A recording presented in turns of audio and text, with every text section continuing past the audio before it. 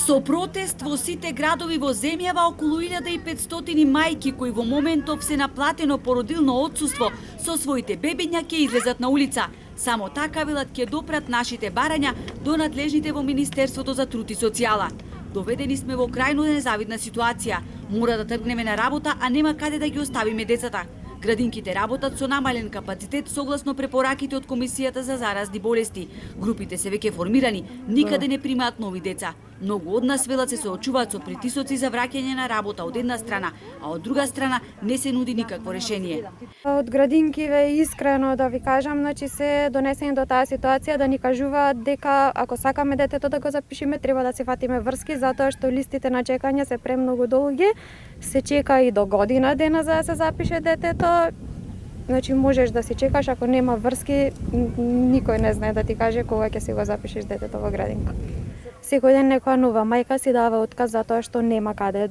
Немаме сите финансиска можност за приватна градинка или ангажирање дадилка, иако и ова во услови на пандемија не е безбедно и препорачливо решение, додаваат мајките и бараат од ресорното министерство продолжување на породилното отсуство, се додека епидемиолошката состојба не дозволи проширување на групите во градинките.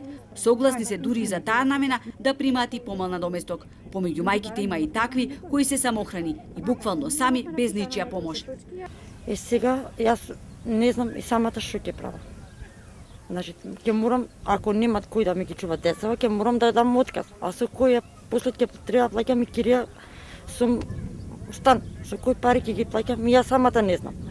Да не дозволиме од нас да направат социјални случаи, вели Марија, која доколку остане без работа, ќе нема со што да ги прехрани децата. Најголем дел од нас немаат никаква опција за да го остават детето дома. Немаме сите слободни и присутни родители кои би ги чувале. Од Министерството за труд и социјала им одговориле дека состојбата со градинките се следи на дневно ниво и дека се постапувало по строго предвидени препораки. Комисијата за заразни болести не дозволува зголемување на бројот на деца во воспитните групи, стои во дописот од Министерството за труд и социјала.